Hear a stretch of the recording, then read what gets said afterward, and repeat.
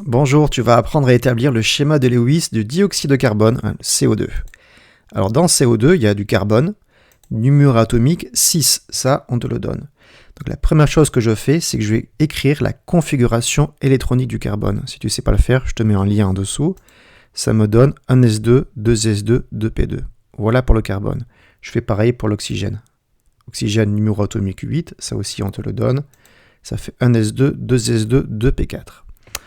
Deuxième étape, maintenant, je vais regarder le nombre d'électrons dans les couches de valence. J'ai appelé ça grand N.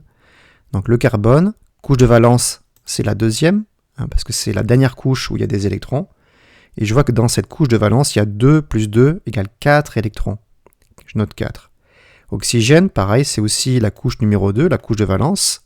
Et là, ici, par contre, il y a 2 plus 4, ça fait 6 électrons dans les couches de valence. Mais des oxygènes, il n'y en a pas qu'un, il y en a 2. Donc je fais 6 fois 2. Donc 4 du carbone plus 6 fois 2, ça fait 16 électrons de valence dans cette molécule.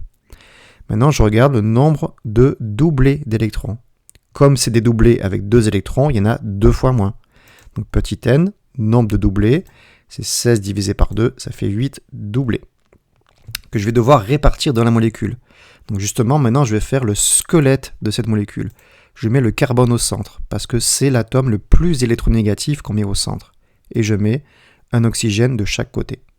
Maintenant, je vais répartir les 8 doublés. Donc évidemment, je commence par 2 doublés liants entre les atomes. Il en reste 6. J'y vais.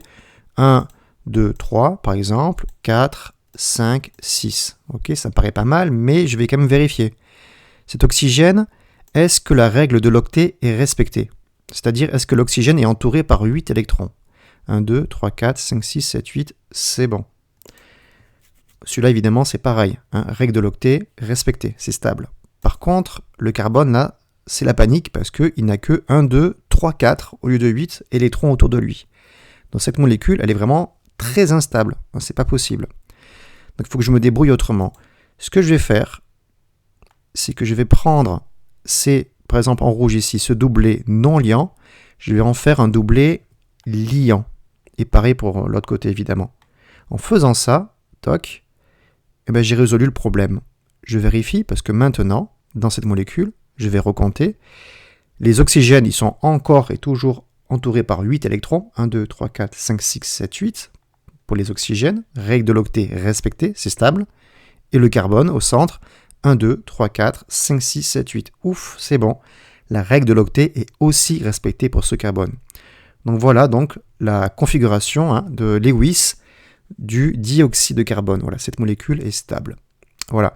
N'hésite pas à refaire et à refaire. Regarde dans la playlist, il y a d'autres vidéos pour d'autres schémas de Lewis, un peu plus compliqués peut-être. Allez, bon courage.